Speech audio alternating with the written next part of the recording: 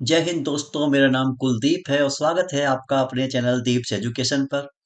हम देख रहे हैं मिडाइवल हिस्ट्री या मध्यकालीन इतिहास। इससे पहले हमने देखा था मॉडर्न हिस्ट्री को, जिसमें हमने देखा था अंग्रेजों से स्टार्ट किया था, प्लासी का युद्ध देखा था, 1857 की क्रांति देखी थी, गांधी जी आए थे वो देखा था, और किस तरह हमारा देश आजाद हुआ था। ये तमाम सारी चीजें बहुत अच्छे से हमने देख ली थी। उसके बाद हमने मिडाइवल शुरू किया था। 3-4 क्लासेस हमारी हो चुकी हैं। ठीक है, जिसमें हमने देखा था कि किस तरह इस्लाम धर्म है वो इस दुनिया में आया। किस तरह हमने देखा कि इस्लाम धर्म को फैलाने के लिए भारत में किस तरह हमले हुए। हमने देखा था कि दिल्ली सल्तनत पर किस तरीके से जो मुस्लिम्स हैं वो आ चुके हैं, गद्दी पर बैठ चुके हैं, जिन्हें हम सुल्तान कहते हैं। हमने देखा था कि दिल्ली सल्तनत में टोटल 5 डायनेस्टी हुई हैं, जिसमें हमने सेलेब डायनेस्टी दास वंश के बारे में देख चुका है, खिलजी वंश के बारे में देख लिया, तुगलक वंश के बारे में देख लिया। फिर हमने देखा था कि तुगलक वंश में जो आखिरी राजा था, नसीरुद्दीन महमूद तुगलक, उसको मार देता है खिज्र खां। यहाँ तक हम कल क्लास में देख चुके थे। आज हमें स्टार्ट करना है सैयद वंश के बारे में और लोधी वंश के बारे में।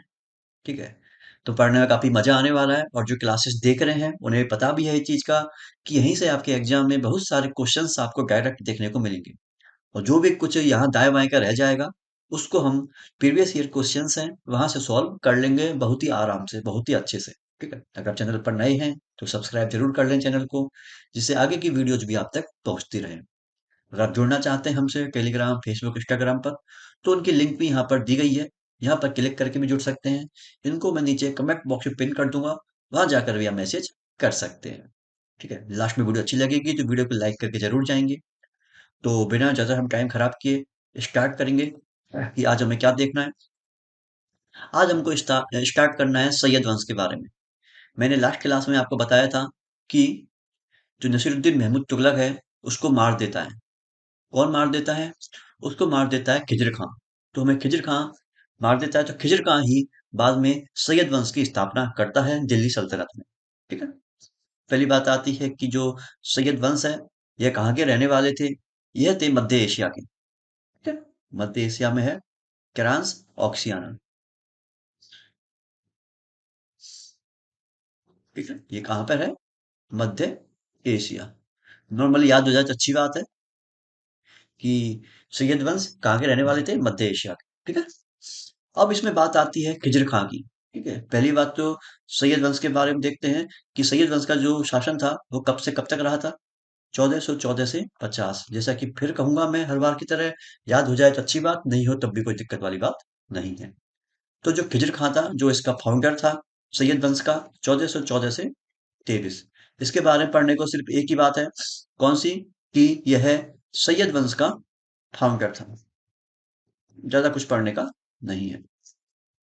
फाउंडर था या संस्थापक था, यह बात आपको पता होनी चाहिए। एग्जाम में कई बार पूछ लेगा कि खिज्र खां किस वंश का संस्थापक था, या फिर सैयद वंश का संस्थापक कौन था। तो खिज्र खां आपको याद होना चाहिए। खिज्र खां के बाद में जो अगला राजा आता है, अगला सुल्तान आता है, वो कौन है? वो है आलम शाह। आलम शाह को आराम शाह मत मान लेना। आराम शाह तो आया था आपका दास वंश में। कुतुबुद्दीन ऐबक का जो बेटा था आराम शाह, वो था। ये अलग है, ये है आलम शाह। तो आलम शाह के बारे में आपको क्या देखना है? पहली बात तो यही देखनी है कि 1443 से 1450 तक इसने रूल किया था, ये सुल्तान बना रहा था।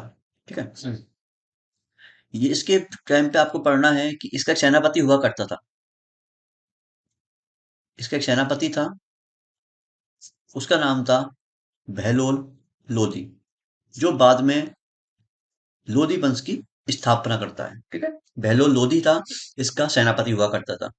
तो आलम शाह क्या करता है कि अपने जो राज को, अपने साम्राज्य को बहलोल लोधी को सौंप देता है कि मुझे अब शासन नहीं संभालना, बहलोल लोधी तू मेरा शासन संभाल ले। ठीक है, तो आलम शाह ने अपना शासन बहलोल लोधी के पक्ष में त्याग दिया था।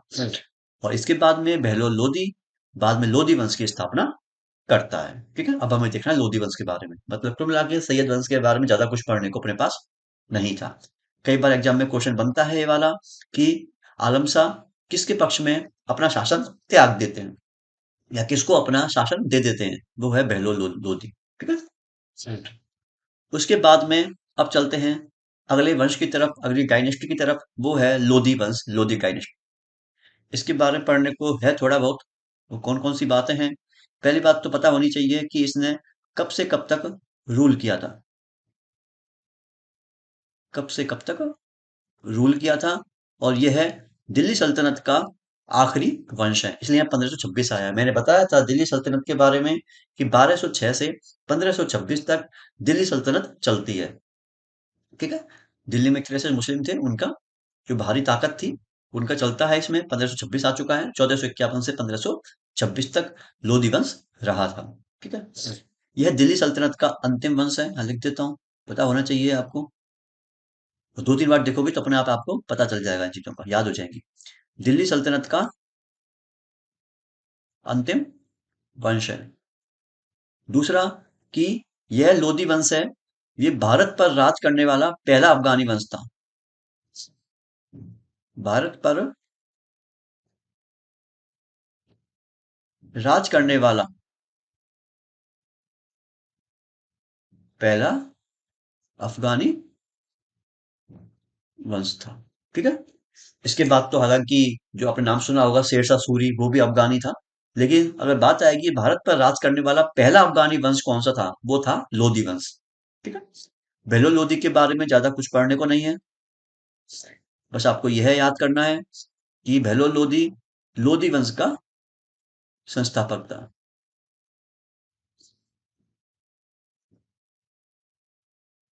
लोधी वंश का संस्थापक था। तो इसमें सबसे इंपॉर्टेंट बात यही थी कि दिल्ली सल्तनत का अंतिम वंश कौन सा है, वो है लोधी वंश। दूसरा सबसे इंपॉर्टेंट है कि भारत पर राज करने वाला पहला अफगानी वंश कौन सा था, वो था लोधी वंश। ये दोनों बातें आपको पता होनी चाहिए। फिर पता होना चाहिए कि लोधी वंश का फाउंडर संस्थापक कौन था, बहलोल लोधी था। ये बात आपकी पता होनी चाहिए। उसके बाद में अब चलते हैं सिकंदर लोधी। सिकंदर लोधी है, उसके बारे में तुम्हें थोड़ा बहुत देखना है। कौन कौन सी बातें हैं? पहली बात तो है कि इसने कब से कब तक रूल किया था। फिर आपको वही बात बोलूंगा कि याद हो तो ठीक, नहीं हो तो ठीक। 1489 से 1517 तक सिकंदर लोदी ने रूल किया था। यह कौन था? यह है बहलो लोदी का बेटा हुआ करता था। बहलो लोदी का बेटा हुआ करता था। इसके बारे में सबसे इंपॉर्टेंट बात, आपने नाम सुना होगा आगरा का। ठीक है। यूपी में जो आगरा शहर पड़ता है, जहां पर ताजमहल है, तो आगरा शहर की स्थापना सिकंदर लोदी ने ही की थी। ठीक है। आगरा शहर की स्थापना सिकंदर लोदी ने की थी 1504 में। याद हो जाए तो ठीक है, नहीं हो तो कोई दिक्कत नहीं है। तो ये याद होना चाहिए कि आगरा शहर की स्थापना किसने की थी, सिकंदर लोदी ने की थी।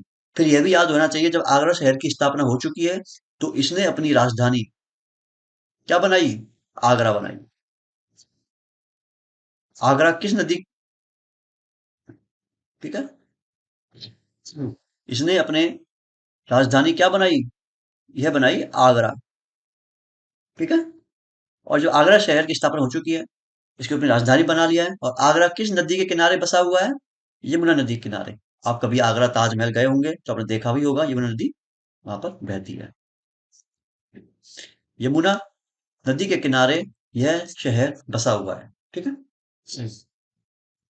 तो इसमें कौन कौन सी काम की बातें थी और मजेदार बातें थी, आपको पता भी नहीं होगा शायद, कि आगरा शहर की स्थापना किसने की थी, सिकंदर लोदी ने की थी। यह बात आपको पता होनी चाहिए।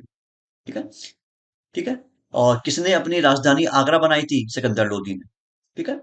आगरा किस नदी के किनारे बसा हुआ है, यमुना नदी के किनारे। दो बातें आपको पता होनी चाहिए कि आगरा शहर की स्थापना कौन करता है और आगरा को अपनी राजधानी कौन बनाता है, सिकंदर लोदी। अब इसके बाद में फिर आता है इब्राहिम लोदी। इब्राहिम लोदी के बारे में भी बहुत कुछ पढ़ने को है। पहली बात आती है इब्राहिम लोदी ने कब से कब तक रूल किया था।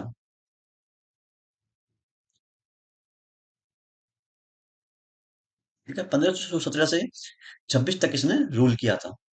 ठीक है। यह कौन था, यह लोदी वंश का अंतिम राजा था। यह लोदी वंश का सबसे आखिरी राजा था, यह आपको याद होना चाहिए। और एक तरह से मैं कहूं कि दिल्ली सल्तनत का भी यह आखिरी राजा है। ठीक है। आपने एक युद्ध का नाम सुना होगा, पानीपत का युद्ध।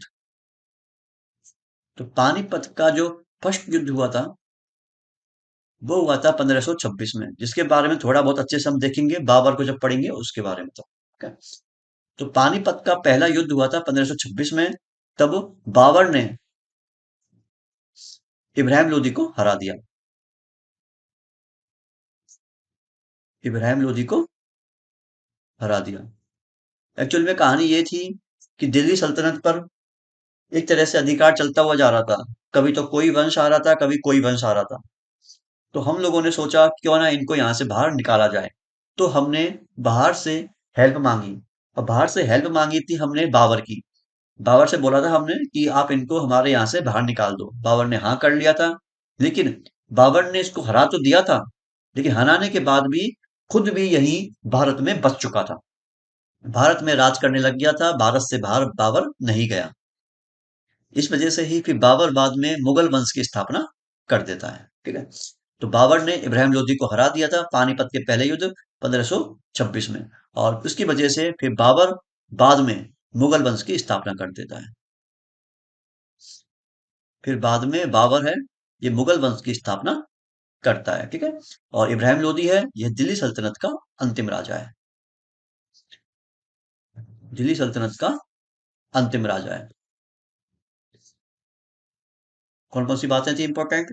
पहली बात तो यही है कि लोदी वंश का अंतिम राजा कौन है? इब्राहिम लोदी। दिल्ली सल्तनत का अंतिम राजा कौन है? इब्राहिम लोदी। ठीक है।